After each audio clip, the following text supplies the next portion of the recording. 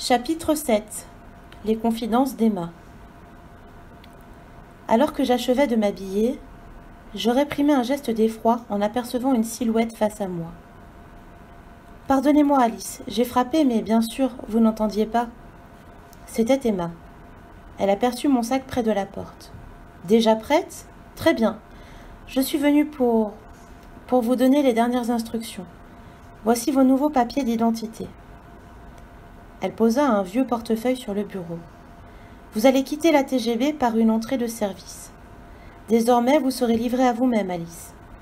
Je vous ai apporté ce plan de la banlieue nord avec, surligné en rouge, les zones où le virus semble avoir fait ses premières apparitions. Et de l'argent, vous en aurez besoin. » Elle me saisit aux épaules, elle tremblait. Son regard était humide. « Cette mission est dangereuse, Alice. Écrivez-moi chaque jour. N'oubliez pas, chaque jour. Ainsi je serai rassurée et je suivrai la progression de votre enquête. Et puis je voulais aussi vous soumettre un problème plus personnel. » Je devinais que c'était là le véritable objet de sa visite. Mais Emma ne pouvait se décider à poursuivre. J'écrivis.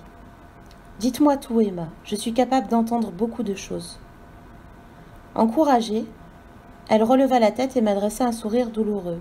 « C'est à propos de votre fils, n'est-ce pas, Lund? S'appelle-t-il ainsi dans la réalité? »« Comment avez-vous deviné ?» bredouilla-t-elle stupéfaite. Ce n'était pas très difficile, elle soupira longuement. « L'histoire du fils disparu est vraie, Alice. Oui, mon fils Lund avait 14 ans quand il est parti. Je ne l'ai jamais revu. Je suppose qu'il a rejoint le rang des zappeurs. C'était pour lui le seul moyen de se révolter, de se libérer d'une mère tyrannique. » Je voulus intervenir en écrivant sur mon calepin.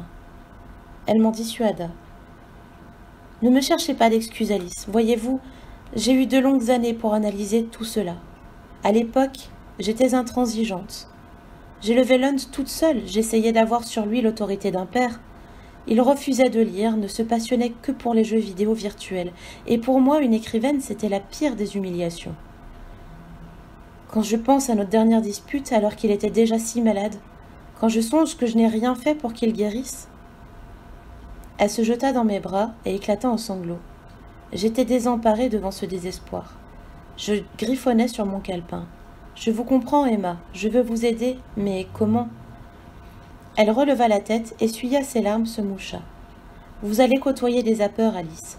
Peut-être entendrez-vous parler de Lund. Oh, si vous pouviez le retrouver, le voir, lui dire... » Lui dire ? Je soupirai à mon tour. Lund était peut-être loin, très loin d'ici, qui sait, aux États-Unis ou en Nouvelle-Russie, au paradis des zappeurs. Voici une lettre pour lui.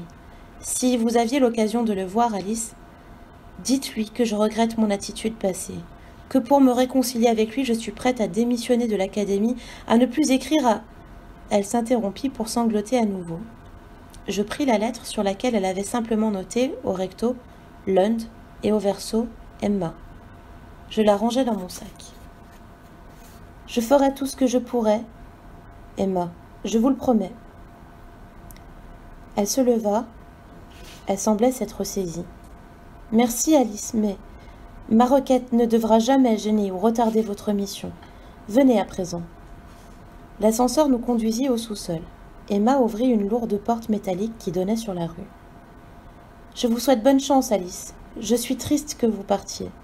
Nous nous connaissons à peine et, pourtant... » Je la pris dans mes bras. Emma ne ressemblait en rien à ma mère, mais à ce moment-là, je crois que j'aurais aimé être sa fille.